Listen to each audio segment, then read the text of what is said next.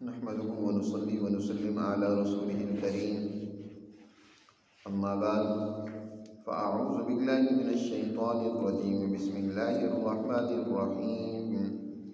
قل من حرم زينة الله التي أخرج لعباده والطيبات من الرزق قل هي للذين آمنوا في الحياة الدنيا خالصة يوم القيامة كذلك نفصل الآيات لقوم يعلمون قل إنما حرم ربي الفواحش ما ظهر منها وما بطن والإثم والبغي بغير الحق وأن تشركوا بالله ما لم ينزل به سلطانا وأن تقولوا على الله ما لا تعلمون ولكل أمة أجل فإذا جاء أجلهم لا يستأخرون ساعة ولا يستقدمون صدق اللہ العظیم۔ گزشتہ آیات مبارکہ میں اللہ سبحانہ و تعالی نے انسانیت کو یہ حکم دیا یا بنی آدم خذوا زینتکم عند کل مسجد وکلوا واشربوا ولا تسرفوا، کہ اے اولاد آدم اللہ کی پیدا کردہ نعمتوں کو استعمال میں لاؤ۔ لباس کے حوالے سے فرمایا کہ لباس اچھا اور عمدہ پہنو، خاص طور پر جب تم اللہ کے دربار میں نماز کے لیے حاضر ہوتے ہو تو زیب و زینت اختیار کر کے آؤ۔ یہ ننگے ہو کر بیت اللہ میں آنا، بیت اللہ کا طواف کرنا، عرفات اور مزدلفہ میں ننگے جانا اور اس کو عبادت سمجھنا اور بزرگی سمجھنا، تقویٰ کا اس کو معیار قرار دینا، یہ تو بہت ہی خرابی کی بات ہے۔ ان اللہ لا یأمر بالفحشاء، اللہ اس طرح بے حیائی اور برے کاموں کا قطعی حکم نہیں کرتا، بل یہ تمہاری اپنی گھڑنتو باتیں، یہ تو بے حیائی کی بات ہے۔ اچھی چیز، اچھا لباس، اپنے آپ کو بناؤ سنوار کر کے اللہ کے دربار میں حاضر ہو۔ اور اسی طرح کھانے پینے کے حوالے سے فرمایا کلوا واشربوا ولا تسرفوا، کھاؤ پیو، تمہاری صحت اس سے بحال ہونی چاہیے، تمہارے اندر طاقت و توانائی ہوگی تو تم اچھا کام کر سکو گے، البتہ اسراف سے کام نہ لو، فضول خرچی نہ کرو، ضرورت سے زیادہ خوراک نہ استعمال کرو۔ اسی طرح لباس بھی ضرورت سے زیادہ ایسے ہی آپ ہر وقت جو ہے قیمتی سے قیمتی مہنگے لباسوں کے چکر میں پڑ جاؤ اور اسراف کرنے لگ پڑو، اس کی اجازت نہیں ہے، کیونکہ انہ لا یحب المسرفین، بے شک اللہ اسراف کرنے والوں کو پسند نہیں کرتا۔ اس کے بعد یہاں سے پھر اللہ نے اس بات کو قطعی طور پر واضح کر دی ہے جو دنیا میں ہمیشہ سے ایک گمراہی مذہب اور دین کے نام پر پیدا کر دی گئی، اور اسی کے نتیجے میں روحانیت قوموں میں پیدا ہو گئی کہ جتنا کوئی انسان دنیاوی وسائل، دنیاوی آسائش اور دنیاوی زیب و زینت سے الگ رہے گا، اتنا ہی گویا کہ وہ آخرت کے اعتبار سے کامیاب ہوتا چلا جائے گا، اتنا ہی وہ اللہ کا برگزیدہ اور نیک بندہ بنتا چلا جائے گا۔ آج بھی ایک طبقہ جو مذہبی جس پر مذہبی جنون غالب ہوتا ہے، وہ اس طرح کی سوچ رکھتا ہے کہ دنیا سے بالکل اپنے آپ کو الگ تھلگ رکھو، دنیا کی کوئی نعمت نہ استعمال کرو، دنیا کی آسائش اور دنیا کی یہ جو زیب و زینت کی چیزیں ہیں، ان سے جتنا اپنے آپ کو دور رکھو گے، کنارہ کش کرو گے، اتنا ہی تمہاری آخرت بنتی جائے گی۔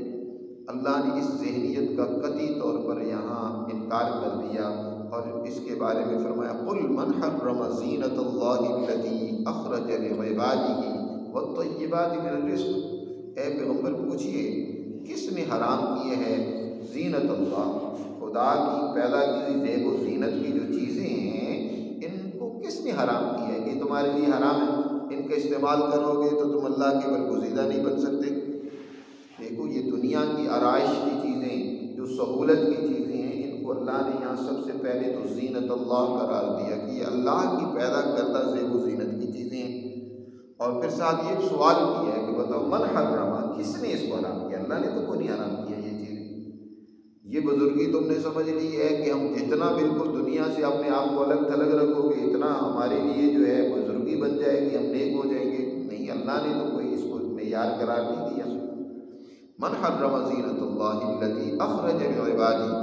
یہ زیب و زینت کی چیزیں اللہ نے اپنے بندوں کے لیے پیدا کی ہیں۔ اور ساتھ مزید فرمایا والطیبات من الرزق، یعنی اچھا لباس ہے، اچھا مکان ہے، اچھی سواری ہے، اور اسی طرح کھانے پینے کا اچھا انتظام کرتے ہو۔ والطیبات من الرزق، کھانے پینے کی چیزوں میں سے جو پاکیزہ چیزیں ہیں اس کا تم انتظام کرتے ہو تو کوئی حرام نہیں ہے، اللہ نے تو ان کو حلال رکھا ہے۔ بلکہ آگے فرمایا مزید قل ہی للذین آمنوا فی الحیات الدنیا خالصۃ یوم القیامہ، اے پیغمبر فرما دیجیے یہ زیب و زینت کی چیزیں، یہ پاکیزہ رزق ایمان والوں کے لیے ہی ہیں، دنیا کی زندگی میں بھی، دنیا کی زندگی میں ایمان والوں کے لیے اللہ نے پیدا کی ہے۔ اور دنیا میں اللہ ایمان والوں کو تو یہ نعمتیں بطور انعام کے دیتا ہے کہ وہ جب اچھا کام کرتے ہیں، اپنے اخلاق درست کرتے ہیں، ان کے اندر انسانیت کی سوچ ہوتی ہے، اور وہ یہ چاہتے ہیں کہ یہ اللہ کی پیدا کردہ نعمتیں نہ صرف ہم استعمال کریں بلکہ دیگر انسانیت کو بھی یہ نعمتیں ملنی چاہیے، سارے انسانوں کو ملنی چاہیے، تو اللہ انعام کے طور پر مزید یہ نعمتیں دیتا ہے۔ جیسے قرآن میں دوسری جگہ پر اللہ تعالیٰ نے اہل کتاب کو بھی مخاطب کرتے ہوئے فرمایا وَلَوْ أَنَّ أَهْلَ الْكِتَابِ آمَنُوا، اگر یہ اہل کتاب اگر ایمان لے آتے ہیں اللہ کی تعلیمات پر، وَلَوْ أَنَّهُمْ أَقَامُوا التَّوْرَاةَ وَالْإِنْجِيلَ وَمَا أُنزِلَ إِلَيْهِم مِّن رَّبِّهِمْ لَأَكَلُوا مِن فَوْقِهِمْ وَمِن تَحْتِ أَرْجُلِهِمْ، اگر یہ تورات و انجیل والے اپنی کتاب کے نظام کو قائم کرتے، اقام التوراۃ والانجیل وما انزل الیہم من ربہم، جو ان کے پروردگار کی طرف سے جو تعلیمات ان کی طرف نازل کی گئی ہیں ان پر یہ عمل کرتے تو کیا ہوتا ہے؟ لَأَكَلُوا مِن فَوْقِهِمْ وَمِن تَحْتِ أَرْجُلِهِمْ، اللہ اوپر سے بھی ان پر نعمتیں برساتا، نیچے سے بھی، زمین بھی ان کے لیے نعمتیں برساتی، آسمان بھی ان کے لیے اللہ کی نعمت بن کر ان کے اوپر اپنے انعامات کرتا، باش وقت پر نازل ہوتی اور دیگر ان کی ضروریات کا سامان پورا ہوتا، اور زمین بھی ان کی خدمت کرتی۔ لَأَكَلُوا مِن فَوْقِهِمْ، اوپر سے بھی کھاتے، نیچے سے بھی کھاتے، ہر طرف سے رزق کی فراوانی ہوتی۔ تو جب ایمان والے، یہاں اللہ نے فرمایا کہ اللہ نے یہ نعمتیں پیدا کی ہیں کن کے لیے؟ لِلَّذِينَ آمَنُوا فِي الْحَيَاةِ الدُّنْيَا، آخرت کی بات نہیں کی بلکہ کہا فی الحیات الدنیا، دنیا کی زندگی میں۔ آگے الگ جملہ ہے خالصۃ یوم القیامہ، پہلے تو یہاں فرمایا آمنوا للذین آمنوا فی الحیات الدنیا، دنیا کی زندگی میں جب وہ اللہ کی تعلیمات پر عمل کرتے ہیں، عدل و انصاف قائم کرتے ہیں، انسانیت کی فکر اور سوچ اپنے اندر پیدا کرتے ہیں، رواداری اور مساوات پر عمل کرتے ہیں، تو اللہ ان کو اپنی دنیا کی زندگی میں ہی ان نعمتوں سے نوازتا ہے، یہ نعمتیں ان کو عطا کرتا ہے۔ کافروں کو بھی اللہ نعمتیں دیتا ہے۔ اس پر سوال یہ ہے کہ جو ایمان والے نہیں ہیں ان کے پاس تو یہ نعمتیں زیادہ ہیں، ان کو کیوں نعمتیں دی جا رہی ہیں پھر؟ تو اس کا جواب دوسری جگہ پر اللہ نے ارشاد فرمایا ہے، واضح کی ہے کہ ہم دنیا میں کافروں کو بھی دیتے ہیں، نوفی الیہم اعمالہم فی الحیات الدنیا، جو لوگ دنیا ہی کو صرف سامنے رکھتے ہیں اور دنیا کے اندر زیب و زینت اور دنیا کی دولت اور فراوانی اور عیاشی کو چاہتے ہیں،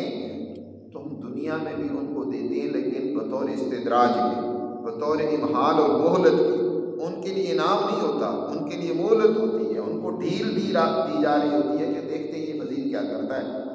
اللہ ان کو بھی دیتا ہے، وہ اگر اچھا کام کریں گے، محنت کریں گے تو اللہ ان کو بھی دے گا، لیکن یہ ہے کہ وہ ان کے لیے بطور انعام کے نہیں ہوگا۔ انعام کے طور پر صرف ایمان والوں کے لیے نعمتیں ہیں دنیا میں، اور خالصۃ یوم القیامہ، قیامت کے دن صرف اور صرف وہاں تو ایمان والوں کو ہی ملے گی، کافروں کو تو وہاں نہیں بالکل سرے سے ملے گی۔ دنیا میں تو اللہ ان کو بھی دیتا ہے، من کان یرید الدنیا، من کان، تو دنیا میں جو چاہتا ہے کہ دنیا ہی کچھ میری بن جائے، دنیا ہی سب کچھ ہے، جو سب کچھ دنیا ہی کو بنانا چاہتا ہے، تو پھر ہم نوفی الیہم اعمالہم فیہا وہم فیہا لا ينقصون۔ لیکن آخرت کی یہ نعمتیں صرف اور صرف ایمان والوں کے لیے اللہ نے پیدا کی۔ تو یہ دنیا کے اندر بھی اللہ کی نعمتوں سے فائدہ اٹھانا اور ان کو صحیح اور درست استعمال کرنا، ان میں اسراف نہ کرنا، ان میں دوسروں کے حق تلفی نہ کرنا، یہ جو ہے اللہ نے حرام نہیں کیا۔ کذالک نفصل الآیات لقوم یعلمون، اس طریقے سے ہم کھول کھول کر اپنی آیات بیان کرتے ہیں اس قوم کے لیے جو علم سے کام لے، جو سمجھ لینا چاہتی ہے، عقل و شعور پیدا کرنا چاہتی ہے اور علم کی روشنی سے اپنے آپ کو منور کرنا چاہتی ہے۔ دیکھو اللہ نے یہ نعمتیں دنیا میں حرام نہیں کی، اللہ نے جو چیز حرام کی ہے اس سے تمہیں بچنا چاہیے، اس سے تم بچتے نہیں ہو اور یہ سمجھتے ہو کہ نعمتوں کو استعمال کر کے ہم جو ہے نا وہ اللہ سے دور ہو رہے ہیں، ہماری بزرگی میں کمی آ رہی ہے۔ اصل چیزیں جو اللہ نے حرام کی ہیں وہ سنو، وہ 4 چیزیں ہیں جس کو قرآن نے یہاں ذکر کیا۔ قل فرما دیجئے پیغمبر، انما حرم ربی الفواحش ما ظہر منہا وما بطن، بے شک حرام کیا میرے پروردگار نے بے حیائی کے کاموں کو، فواحش کو، بے حیائی کے کاموں کو، ننگا ہو جانا، اور وہ بھی عجیب بات ہے کہ عبادت کے وقت ننگے ہو جائیں، یا ویسے بے حیائی کے کام ہیں وہ چاہے اعلانیہ طور پر ہوں یا خفیہ طریقے سے کوئی بے حیائی۔ فحش کے بارے میں پہلے بات ہو چکی ہے کہ فحش کہتے ہیں معاہدات کو توڑنا، چاہے وہ مرد اور عورت کے درمیان میں جو معاہدہ ہوا ہے جس کو معاہدہ نکاح کہتے ہیں اس کو توڑنا، کہ مرد جو ہے وہ اپنی خفیہ طریقے سے تعلقات کہیں اور قائم کیے ہوئے ہے، عورت کہیں اور قائم کی ہوئی ہے، تو یہ فحش ہے، بے حیائی جی۔ اسی طرح سوسائٹی جو ہے وہ معاہدات کے اندر بندھی ہوئی ہوتی ہے، ایک حکمران اور رعایا کے درمیان معاہدہ ہوتا ہے، یا اسی طرح کوئی آدمی کسی سے کوئی معاملہ کرتا ہے، خرید و فروخت کرتا ہے تو اس کا کے درمیان ایک معاہدہ ہوتا ہے، یا اسی طرح جو ہے ماں باپ اور اولاد کے درمیان میں ایک معاہدہ ہوتا ہے کہ وہ ماں باپ کے حقوق کا خیال کرے گا، ماں باپ اولاد کی تربیت اور اس کی پرورش کی فکر مند ہوگی۔ تو یہ جو سوسائٹی کے معاہدات ہیں ان کی پاسداری نہ کرنا، ان کی خلاف ورزی کرنا،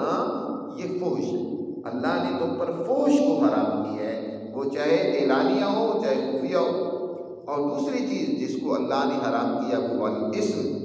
وہ گناہ ہے۔ گناہ کسے کہتے ہیں؟ اسم کسے کہتے ہیں؟ حضرت الامام شاہ ولی اللہ رحمۃ اللہ علیہ نے فرمایا ہے کہ جو نوع انسانیت کے تقاضے کے خلاف چیز ہے وہ اسم ہے۔ اللہ نے اس انسان کو جو بنایا ہے اور جو اس کے تقاضے رکھے ہیں اسی تقاضوں کی تشریح کے لیے اللہ نے شریعت نازل کی ہے۔ یہ شریعت در حقیقت اس انسان کی، جیسے کہ وہ بک مینول کوئی گاڑی بنانے والا یا کوئی مشین ایجاد کرنے والا بناتا ہے تو اس کی ایک بک تیار کرتا ہے ساتھ کہ اس کو اس طریقے سے استعمال ہونا ہے، اگر اس طریقے سے استعمال ہوگی تو اس کی اتنی زندگی ہوگی، اتنا سا یہ کام صحیح طریقے سے کرتی رہے گی۔ اسی طرح اس کائنات کے مالک نے جب اس کائنات کی مختلف مخلوقات بنائی ہیں تو ان کی وہ تشریح یا ان کی شریعت ہر ایک کی ان کو دے دی ہے، اور انسان کو جو بنائے ہیں تو انسان کی کیا شریعت ہے، اس کے کیا تقاضے ہیں، اس کی کیا ضروریات ہیں، وہ اس کو بتا دی ہیں، وہ شریعت کی صورت میں اس کو سمجھا دی ہیں۔ اب ان کے خلاف کرنا یہ اس نوع انسانیت کے تقاضوں کے خلاف یا ملأ اعلیٰ کے فیصلوں کے خلاف، یا اسی طرح اجتماعی جو انسانی تقاضے ہیں ان کے خلاف کوئی عمل کرنا، یہ سب اسم کہلاتا ہے۔ تو ایک انسان جس کے لیے اس کو بچنے کی ضرورت ہے، جو اس پر حرام قرار دی گئی ہے چیز، وہ اسم ہے کہ اللہ کے فیصلوں کے خلاف کوئی کام کرے۔ اور تیسری چیز والبغی بغیر الحق، دوسروں پر ظلم کرنا، کسی کا ناحق مال پر ہتھیا لینا، یا بغاوت کرنا۔ بغاوت چاہے وہ ملک میں حکومت کے خلاف بغاوت ہو یا آپس میں ایک دوسرے پر ظلم و زیادتی ہو، ناانصافی ہو، کسی کا حق تلف کر لو، اللہ نے اس کو حرام کیا، والبغی بغیر الحق۔ اور اسی طرح اللہ تعالیٰ نے یہاں تیسری چیز وَأَن تُشْرِكُوا بِاللَّهِ مَا لَمْ يُنَزِّلْ بِهِ سُلْطَانًا، یہ کہ تم اللہ کے بارے میں اس بات کو تسلیم کرو کہ اللہ نے کسی کو شریک ٹھہرایا، کسی کو شریک ماننا، مَا لَمْ يُنَزِّلْ بِهِ سُلْطَانًا، جس کی کوئی اللہ نے سند اور دلیل بھی نہیں اتاری۔ اور بھائی دیکھو جن کو تم نے اللہ کا شریک بنا رکھا ہے کہ کسی کو لات، منات، عزا وغیرہ اور اس طرح بہت سارے تم نے خدا بنا رکھے ہیں، اور تم سمجھتے ہو کہ یہ اللہ کے کاموں میں شریک ہیں، تو کسی کو کوئی اختیار جب حکومت کی طرف سے دیا جاتا ہے تو اس کا نوٹیفیکیشن جاری ہوتا ہے نا، کسی کو وزیر بنایا جاتا ہے، کسی کو کوئی اور عہدہ دیا جاتا ہے، جرنیل بنایا جاتا ہے، چیف، کوئی بھی اس کو کسی بھی ذمہ داری کو جب اس کے کے سپرد کی جاتی ہے تو کوئی نہ کوئی اس کا نوٹیفیکیشن جاری ہوتا ہے۔ تو بتاؤ یہ جن کو تم نے خدا کا شریک بنا رکھا ہے، اس کا نوٹیفیکیشن کس نے جاری کیا؟ اللہ نے تو کوئی اس کی سند، کوئی دلیل، کوئی نوٹیفیکیشن نہیں نازل کیا، نہ اتارا ہے۔ معلوم ينزل بھی سلطانہ، جس کی کوئی سلطان اور دلیل اللہ نے نہیں بھیجی، اور تم اپنے ذوق اور خیال کے مطابق ان کو خدا کا شریک بنائے ہوئے ہو۔ یہ 4 باتیں ہوں گی۔ 5ویں بات ایک اور بھی یہاں قرآن نے جو حرام کیا اس کا ذکر کیا ہے، وہ یہ کہ وَأَن تَقُولُوا عَلَى اللَّهِ مَا لَا تَعْلَمُونَ، کہ اللہ کی طرف تم ایسی باتیں منسوب کر کے کہو جو اللہ نے کہی نہیں ہے۔ جی، اللہ کی طرف منسوب کر کے کہو کہ اللہ تعالیٰ نے یہ ہمیں ننگے ہو کر طواف کرنے کا حکم دیا، یا اسی طرح اور ایسی بےہودہ باتیں جو تم نے بنا اور اختیار کر رکھی ہیں، اللہ نے ان کا حکم نہیں کیا اور تم نے اللہ کی طرف منسوب کر دیا کہ اللہ تعالیٰ نے کیا ہے ان کو بڑی بزرگی اور خدائی کے اندر شراکت دے رکھی ہے، ان کو بیٹا بنا لی ہے، یا اس طرح کی جو تم اللہ کی طرف منسوب کر کے باتیں کہتے ہو، تو یہ باتیں اللہ نے حرام کی ہے کہ اللہ کی طرف نسبت نہ کرو ایسی باتوں کی جو اللہ نے کہی نہیں ہے۔ تو یہ 5 باتیں اللہ نے یہاں ذکر کی ہیں کہ یہ اللہ نے حرام کی ہے۔ بے حیائی کے کام، گناہ کی بات، ظلم و زیادتی کی چیز، اور اسی طرح شرک کرنا اور اللہ کی طرف غلط باتوں کی نسبت کرنا جن کو اللہ نے کہا ہی نہیں ہے۔ تو یہ 5 باتیں اللہ نے حرام کی ہیں۔ باقی جو تم نے اپنے لیے کھانے پینے کی چیزیں، اچھا لباس، اچھی سواری، اچھا مکان، اس کو حرام سمجھ رکھا ہے، تو اس کو تو اللہ نے حرام نہیں کیا، یہ تو حرام نہیں ہے، یہ کوئی بزرگی کے منافی چیزیں نہیں ہیں۔ ہاں یہ چیزیں اگر تم دوسرے پر ظلم و زیادتی کر کے حاصل کرتے ہو تو یہ اللہ نے حرام کیا۔ کسی پر زیادتی کرنا، کسی کا حق دبانا، یہ درست نہیں۔ اس کے بعد اللہ تعالیٰ ایک اور یہاں بات سمجھاتے ہیں کہ دیکھو جیسے افراد کے لیے ایک وقت مقرر ہے، دنیا میں ہر انسان کو جو دنیا میں آتا ہے تو اس کا ایک وقت ہے، اس کی ایک اجل ہے، وہ اپنے اجل سے آگے نہیں جا سکتا۔ جس کی عمر 60 سال ہے اس نے 60 سال نہیں ہے دنیا سے گزر جانا ہے، اور جس کی جتنی اللہ نے مدت مقرر کر دی ہے وہ اپنی مدت سے ذرا بھی تاخیر نہیں کرے گا، اپنے وقت مقررہ پر دنیا سے گزر جائے گا۔ اسی طرح قوموں کی، جماعتوں کی بھی مدت ہوتی ہے، ہر قوم اور ہر جماعت وہ دنیا میں اس کی بھی ایک عمر ہے، اور جب اس کی عمر پوری ہو جاتی ہے وہ ظلم و فساد، بد امنی، شرارتوں میں حد سے بڑھ جاتی ہے، اور اس کی وہ اجل اور مدت پوری ہو جاتی ہے، تو پھر اس قوم کو ہٹا دیا جاتا ہے، اس جماعت کو ختم کر دیا جاتا ہے، اس کی جگہ پر اللہ پھر دوسری قوم کو لے آتی ہے۔ جیسے انسان چلا جاتا ہے، آج اس کی جگہ اس کی دوسری نسل آ جاتی ہے، اس کی اولاد آ جاتی ہے، وہ دنیا میں اپنے کام کاج کو، اللہ نے اس دنیا کے نظام کو قائم اور جاری رکھنا ہے تو وہ آ کر کردار ادا کرتی ہے۔ اسی طرح فرمایا اے مکہ کے سرداروں، اے ابو جہل، عتبہ، شیبہ، اے ظالموں، تم نے اس وقت ظلم و بربریت کا نظام قائم کر رکھا ہے، اس طرح ایک کیسر و کسریٰ کے حکمرانوں کہ تم نے انسانیت کو یرغمال بنا رکھا ہے، ظلم و زیادتی جس کو اللہ نے حرام کیا ہوا ہے، بے حیائی کے کام جو اللہ نے حرام کیے ہوئے ہیں، گناہ کی باتیں جو اللہ نے حرام کر رکھی ہیں، تم ان کا ارتکاب کر رہے ہو، شرک میں مبتلا ہو، اور حد سے زیادہ تم آگے گزر گئے ہو، اب تمہاری اجل آ چکی ہے، تمہارا وقت مقررہ پورا ہو چکا ہے، اب تمہاری جگہ پر ایمان والی جماعت آئے گی، سچی ایمان والی جماعت، اس کو حکمرانی ملے گی۔ اللہ نے یہ طیبات، پاکیزہ نعمتیں جو اللہ نے پیدا کی اپنے بندوں کے لیے، اللہ ان کا والی اور متولی ان کو بنائے گا، یہ ان کے سپرد کرے گا، اور وہ دنیا میں عدل قائم کریں گے، امن قائم کریں گے، خوشحالی پیدا کریں گے۔ فرمایا وَلِكُلِّ أُمَّةٍ أَجَلٌ، ہر امت کے لیے ایک وقت مقرر ہے۔ فَإِذَا جَاءَ أَجَلُهُمْ، جب ان کی وہ اجل، وقت مقررہ آ جاتا ہے، فَلَا يَسْتَأْخِرُونَ سَاعَةً، تو ایک گھڑی کی بھی پھر تاخیر نہیں ہوتی، وَلَا يَسْتَقْدِمُونَ، اور نہیں وقت مقررہ سے پہلے کسی کو دنیا سے لے جایا جاتا ہے، اس کو ختم کیا جاتا ہے۔ اللہ نے ہر ایک کے لیے اجل مقرر کی ہوئی ہے، اس اجل مقررہ پر ہی، وقت مقررہ پر ہی اس قوم کو اپنے راستے سے ہٹ جانا ہے، اور اللہ نے اس کے لیے قاعدے اور قوانین مقرر کر دیے ہیں کہ کوئی قوم کب تک وہ دنیا میں رہے گی، جب تک اچھا کردار ادا کرتی رہے گی، اور جب وہ ظلم و زیادتی، اور اس کی حد اللہ نے مقرر کی ہوئی ہے کہ اس حد میں وہ جب درجے پر پہنچ جائے گی تو پھر اس کے لیے کیا وقت ختم، اس کی مہلت ختم ہے، تو پھر اس کی سزا کا وقت شروع ہو جاتا ہے۔ تو اللہ تعالیٰ نے یہاں اس طریقے سے اس بات کو واضح کیا ہے کہ یہ دنیا کی نعمتوں کو درست اور صحیح استعمال کرو، ان میں اسراف سے کام نہ لو، ان میں ظلم و زیادتی سے کام نہ لو، دوسرے کی حق تلفی نہ کرو۔ ہاں اللہ کی نعمتیں طیبات میں اچھے اور حلال طریقے سے حاصل کر کے ان کو استعمال کرو اور انسانیت کے لیے ان کو آسان کرو کہ لوگ اور انسان بھی ان سے مستفید ہوں اور فائدہ اٹھائیں۔ اللہ نے یہ نعمتیں اپنے بندوں کے لیے پیدا کی ہیں، اس طریقے سے اگر ان نعمتوں کو استعمال کرو گے تو ایسی ایمان والی جماعت کے لیے پھر خالص مخصوص آخرت میں بھی یہ نعمتیں ہوں گی، پھر دوسروں کافروں کے لیے نہیں ہوں گی۔ کافر کہتے اسی کو ہیں کہ جو اللہ کی ان احکامات اور قوانین کو جھٹلاتا ہے، وہ اپنی خواہش پرستی میں مبتلا ہو جاتا ہے اور ان نعمتوں کو انسانیت کے لیے عام کرنے کی بجائے صرف اپنی ذات کے لیے وہ کوئی ٹیکنالوجی حاصل کی، کوئی علم حاصل کیا، وہ کہتے ہیں بس اس پر ہماری اجارہ داری ہے، اس کو انسانیت کے لیے عام نہیں ہونا چاہیے، دوسروں کو فائدہ نہیں ملنا چاہیے۔ وہ جب اجارہ دار بن کر بیٹھ جاتے، انسانیت کو معروف کرنے کی کوشش کر دیتے تو وہ ایک کافر ہے، وہ اللہ کے ان حکموں کا انکار کر رہے ہیں، اللہ کی نعمتوں کا انکار کر رہے ہیں، تو پھر ان کے لیے سزا کا وقت بھی مقرر ہے۔ اس کا ذکر قرآن نے کیا کہ جب وہ اس میں حد سے بڑھ جائیں گے تو ان کی وقت، ان کی مہلت ختم ہو جائے گی اور پھر ان کو دنیا سے ہٹا دیا جائے گا۔ اللہ ہمیں سمجھ نصیب فرمائے، اپنے احکامات پر عمل کرنے کی